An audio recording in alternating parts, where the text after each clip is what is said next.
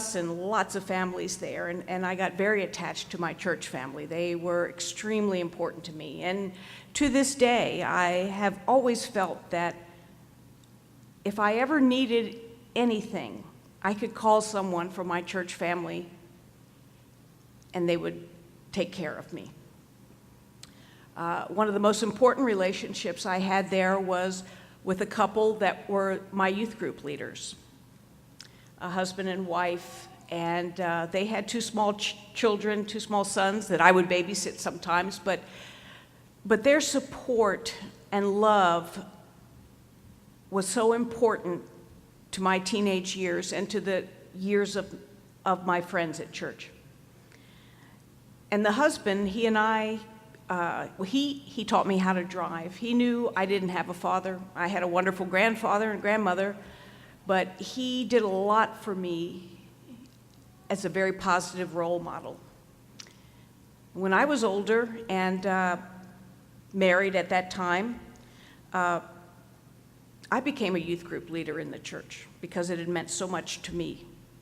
And one of his sons was in my youth group. So that was something that God did for me that was important, very important.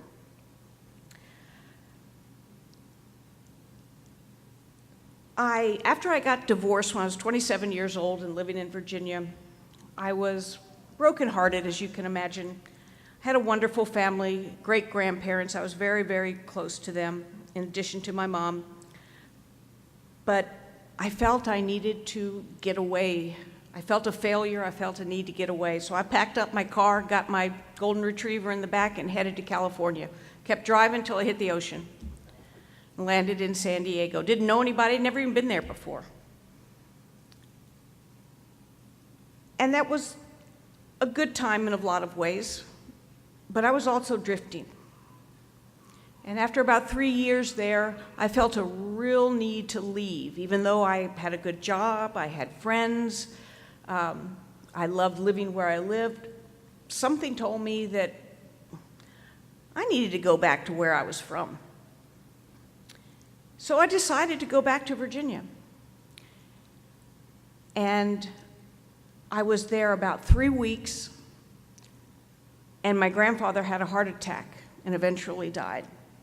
He was 87, lived a wonderful, wonderful life. But if I had not made that decision to go back, I wouldn't have probably seen him again. And if I had, it wouldn't have been for very long. In addition, my grandmother had had dementia for quite some time. And if I hadn't been there to take care of her, I moved in with her and lived with her, it would have been an extreme burden on my mother and the other members of my family. That may have been the first time in my life that I realized I wasn't running things, and he was watching out for me and leading me in the direction that I needed to go to do what I wanted to do for people.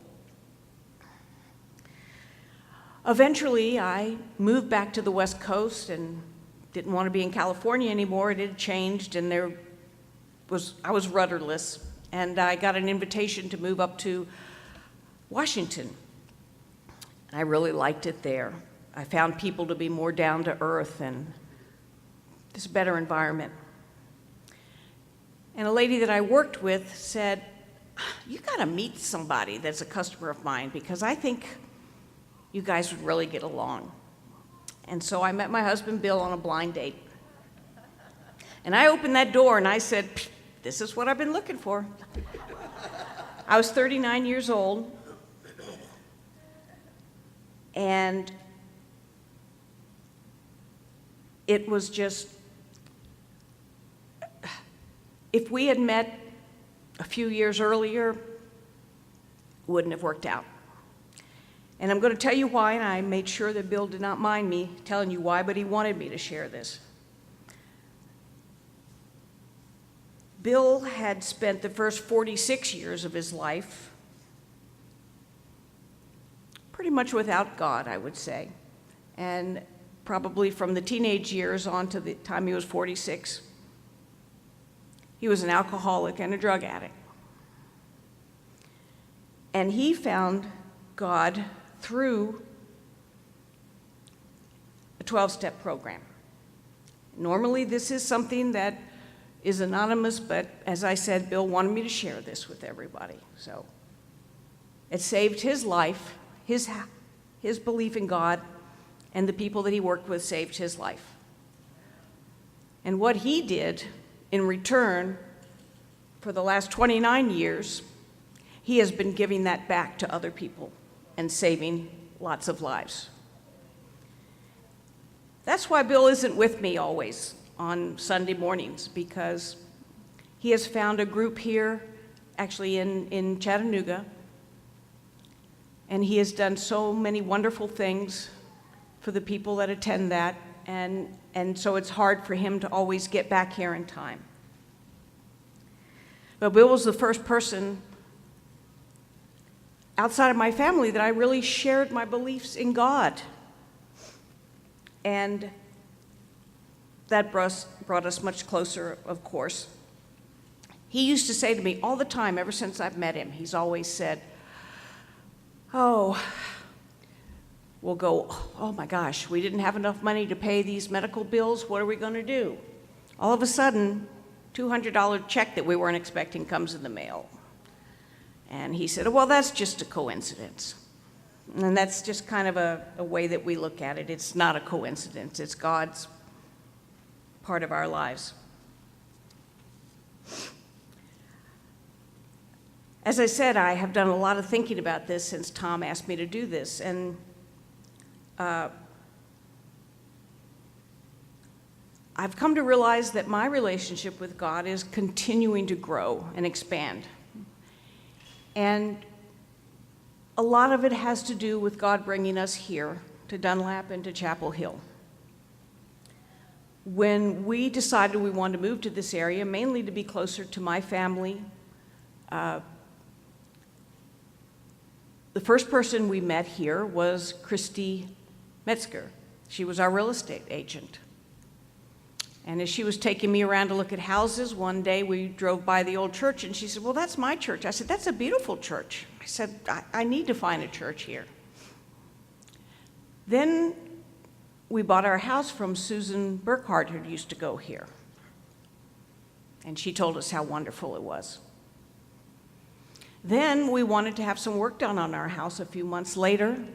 I called up the home improvement store at the time that was open, and they recommended a guy named Butch Griffith to us. And he showed up with his partner, Jim Ellis. And they came and told us what a wonderful church this was.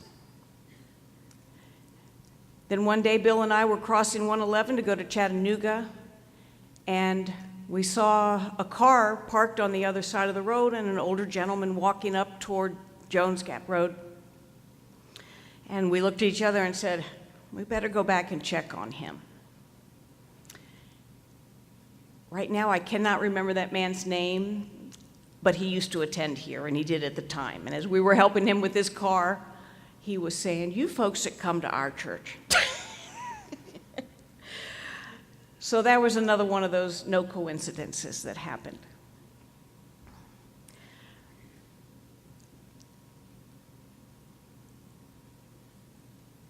Tom's invitation has made me realize how important it is to give testimony. I didn't think mine was going to be interesting. I didn't think it would help motivate anybody. But after thinking about it and reading about it in the Bible, I realized that it's not an option. It's something we all are called to do. And so in these last few weeks, I have come to realize how important it is for me to do that. And it's scary to me for a number of reasons. One is because there are probably children here that have read more of the Bible than I have. I feel like I have led a Christian life, but I don't know my Bible well, and I've started to change that. And I've started to learn that if you want to have a full relationship with the Lord, you need to read the stories. Another reason I was worried about it is because I didn't know if people would want to hear what I had to say, or if they would think, oh, she's trying to get me to go to her church, or she's trying to do that. But I've come to realize that that's not the important part. The important part is that in addition to living our Christian lives and doing what we think the Lord wants us to do, we need to share it with people, believers and non-believers.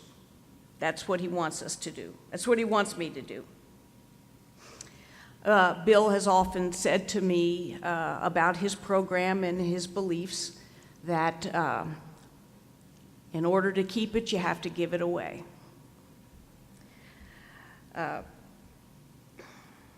And so my testimony is that the Lord has given me so many wonderful opportunities. He's always with me. And through this opportunity, I have learned more ways that I can serve him.